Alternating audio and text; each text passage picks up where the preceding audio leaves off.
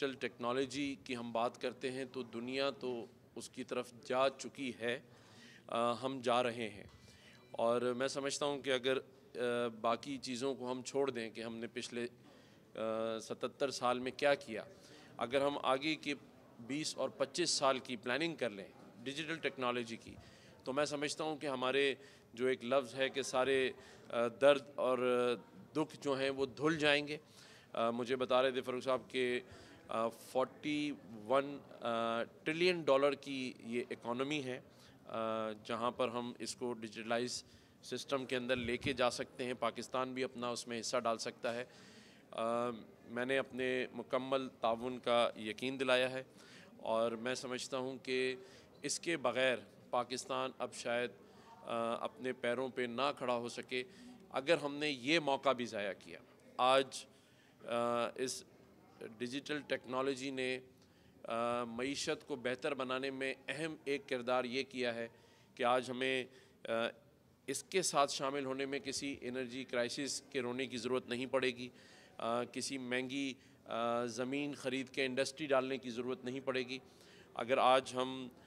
اس digital technology کو سمجھ لیں تو یہ ہمارے ہاتھ میں ہے، چاہے وہ ایک فون کی صورت میں ہے، ایک آئی پیڈ، یا ایک ایسے سافٹ ویئر کی صورت میں ہے جہاں ہر شخص اس میں اپنا حصہ ڈال سکتا ہے، چاہے وہ آڈیٹرز ہوں، چاہے وہ بزنس مین ہوں، چاہے وہ آئی ٹی فیلڈ سے تعلق رکھتے ہوں۔ تو انشاءاللہ تعالیٰ یہ سفر اب شروع ہوا ہے، اور میں سمجھتا ہوں کہ اس ڈیجیٹل اکانومی یا ڈیجیٹل کی اگر بات کی جائے تو میں اس کو بھی اپنے گورنر انیشیٹو کے اندر لانے کی کوشش کروں گا۔ ابھی میری سافٹ ویئر ہاؤس کے جو پاشا کے چیئرمین ہیں ان سے بھی بات ہوئی ہے، آڈیٹرز کے ساتھ بھی بات ہوئی ہے، انشاءاللہ کمنگ ویک میں ہم ساتھ بیٹھیں گے، اور میں سمجھتا ہوں کہ یہی وہ گیم چینجر ہے جس میں ہم شامل ہو کر اپنے اس ملک کی معیشت کو بہتر کر سکتے ہیں۔ شکریہ بات۔ آج کل جو آئی پی پی ایس کا بڑی آوازیں آ رہی ہیں،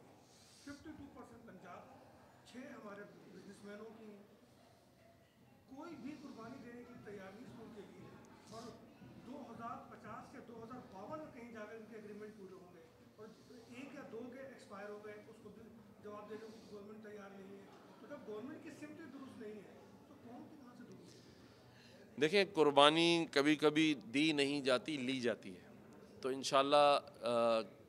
قربانی تیار ہے، دن بھی تیار ہے، ہو جائے گا۔ جہاں تک بات ان آئی پی پیز کی ہے جس میں ہماری انٹرنیشنل کمٹمنٹ ہے، اس پر تو میں بات زیادہ نہیں کروں گا، لیکن جو لوکل ہے اس میں انشاءاللہ تعالیٰ میں سمجھتا ہوں کہ کافی حد تک چیزیں ریزالو ہو جائیں گی، مجھے بڑی امید ہے۔ اور یہ بھی میں قوم کو خوشخبری دینا چاہتا ہوں کہ وزیر اعظم پاکستان نے اس مسئلے کے حل کے لیے بہت اقدامات جسے کہتے ہیں فائنل اسٹیجز میں ہے، اور جو انرجی کرائسس ہے، اس کے ریٹ کا کرائسس ہے، اس پر بھی کافی حد تک وزیر اعظم پاکستان نے راستہ نکالا ہے، رات دن بیٹھ کر، اور آئندہ آنے والے چند دنوں میں قوم کو یہ خوشخبری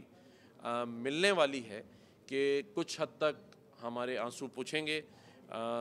یہ جو کرائسس بنا ہوا ہے یہ بھی ختم ہوگا، اور میں سمجھتا ہوں کہ ہم اب صحیح سمت کی طرف جا رہے ہیں، اور وہ سمت یہی ہے کہ ہم نے اب فیصلے کرنے ہیں، اور اگر قومیں فیصلے نہیں کرتیں تو ان کے فیصلے ہو جاتے ہیں۔ اگر آپ اپنے آپ کو نہیں بدلیں گے تو وقت آپ کو بدل دے گا۔ تو میں سمجھتا ہوں کہ ان دونوں چیزوں سے بچنے کے لیے اس وقت وزیر اعظم پاکستان اور ان کی ٹیم اور ایس آئی ایف سی رات دن کام کر رہی ہے، اس کے ثمرات آنے ہیں، اور جو میں سمجھتا ہوں آئندہ آنے والے چند دنوں میں، ہفتوں میں نظر آ جائیں گے۔ قوم خوشخبری کی منتظر رہے انشاءاللہ تعالیٰ، اور بزنس مین بھی، انڈسٹریلسٹ بھی، جہاں ہم ڈیجیٹل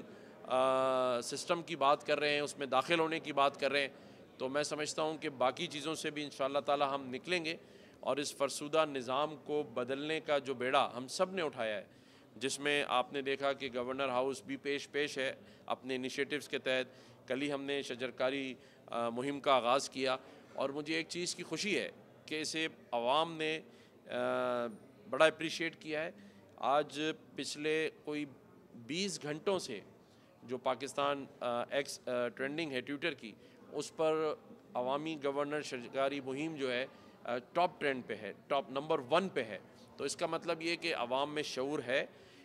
وہ اچھی چیزوں کو اپریشیٹ کرتے ہیں، اور انشاءاللہ تعالی ہم اسی طرح سے سب مل جل کر اس پاکستان کی معیشت کے لیے، پاکستان کے نظام کو بدلنے کے لیے اچھے لوگوں کی ٹیم کے ساتھ، ٹیم ایفرٹس کے ساتھ چیزوں کو حل کریں گے انشاءاللہ تعالی. شکریہ.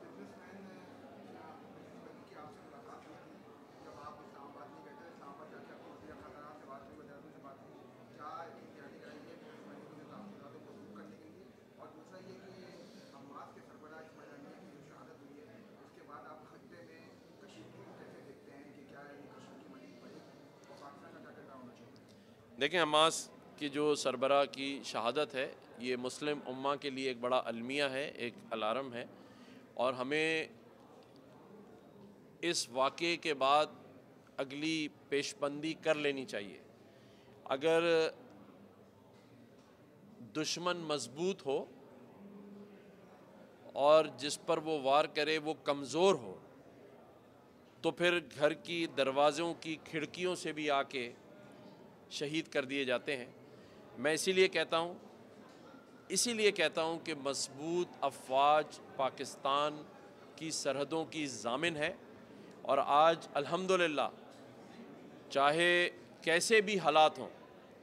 لیکن پاکستان کے اوپر کبھی کسی کو اس طرح سے میلی آنکھ ڈالنے کی جرت اس لیے نہیں ہوئی کہ ایک مضبوط افواج پاکستان اس ملک کا دفاع کرتی ہے، ایک مضبوط انٹیلیجنس اسٹیبلشمنٹ کا نظام ہے جسے آج دنیا کی نظروں میں کھٹک رہا ہے. اور اسی لیے سازشی لوگ اس سوشل میڈیا کے تھرو اور دوسری چیزوں کے تھرو ہماری افواج پاکستان کو اور ہماری اسٹیبلشمنٹ کو کمزور کر رہی ہے، جو کہ ہم انشاءاللہ نہیں ہونے دیں گے. جہاں تک آپ نے بات کی بزنس